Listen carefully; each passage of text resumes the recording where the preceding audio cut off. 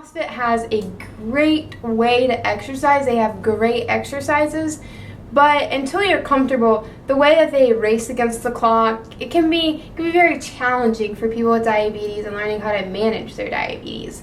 So I have a few things that might help you ease into that process and learning how to do it. As I've mentioned before in other social media posts and blog posts, building muscle mass, which is exactly what is done in CrossFit because you lift really heavy weights, is going to help your diabetes because all that muscle mass is going to need that glucose that sits in your blood to fuel. So instead of needing to take a ton of insulin when you eat, your muscles are using it, so you'll notice a increase in insulin sensitivity. For type 2 diabetes or people that aren't dependent on insulin, CrossFit's a great way to lose weight. You have this high intensity working out, you get it done really fast, you have a great community supporting you. A lot of times, if you do your research, things like CrossFit with the high intensity, heavy lifting, and building muscle mass causes people with type 2 to go from taking metformin to no medication or be insulin dependent to no longer needing insulin and being able to take just a pill. So definitely can decrease your medication needs. But even like with type 1 diabetes, it's not always easy, and easing yourself into it is definitely recommended.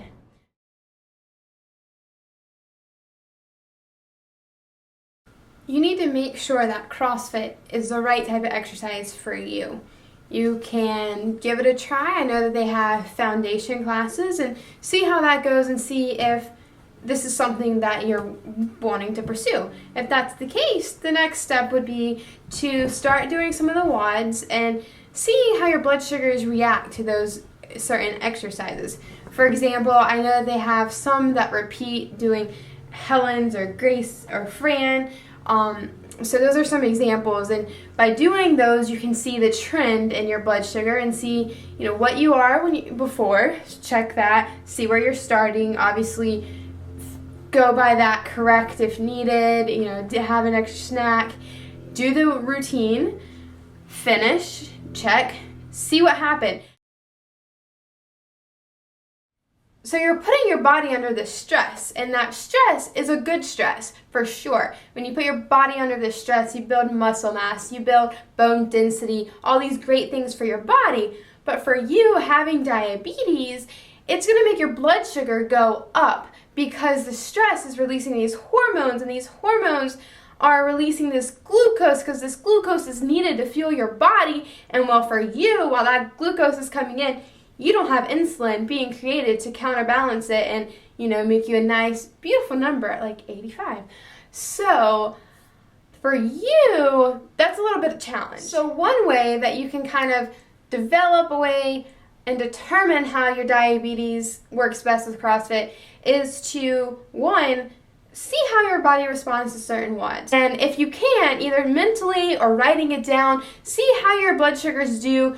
Check it before, check it after, check it like an hour after, because sometimes with strength training you'll spike for like an hour or so afterwards. With cardio you'll drop for a while.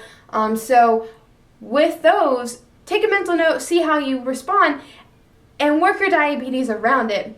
With type 1 and insulin-dependent diabetes, you can say if you're running high because, one of them is just so much intense strength training, then you can give insulin beforehand and have a little snack, some protein snack or something, because you need that for energy, and see how that helps avoid that spike, because no one wants a spike. When your blood sugar goes above 140, just starting at 140, you can do damage to your body, and we don't want to do that, and we really don't want to be spiking to like 250, which is totally what will happen. So try that and see some trends that you might start observing. Secondly, always check the WOD in advance. I know that a lot of these CrossFit gyms post the WOD in advance on either their website or they have a Facebook page. I've looked into a lot of these since I do think that the exercises are great and you can get results. I just like to do that on my own time and my own pace. So I do know that they post them in advance, and you can see how the layout of the WOD is. If you have a WOD that is starting with heavy lifting, a lot of times they'll do a strength component where you're trying to get your 1 rep max of squats or your 1 rep max of deadlifts, followed by some running, jump roping, something like that.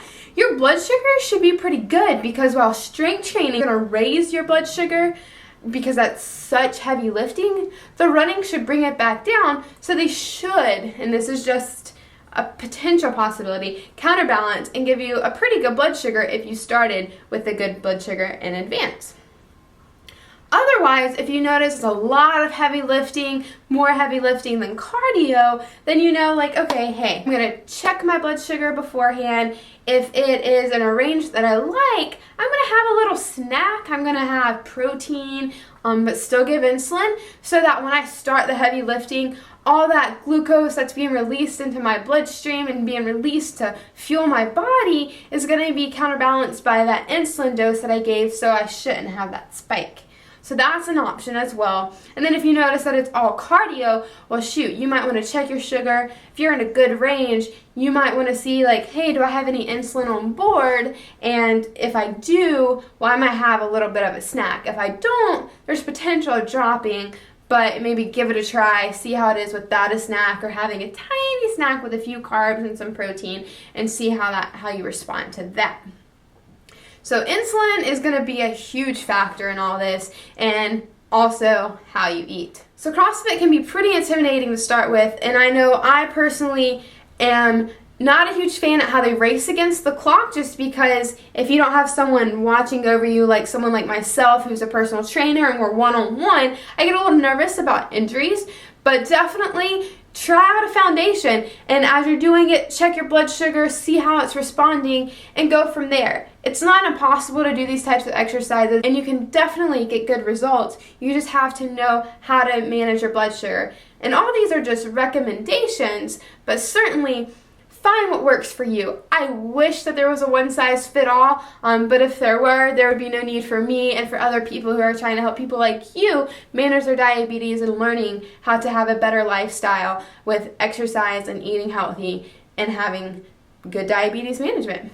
I hope this is helpful. Certainly feel free to ask me any other questions. I'm not a CrossFit expert. However, I am very interested in the exercise that they do. And like I said, I like to do them in my home on my own time, kind of racing against the clock, but making sure that, you know, my diabetes comes first. So feel free to ask me any other questions, or, you know, diabetes and high intensity exercises, anything. I'm an open book.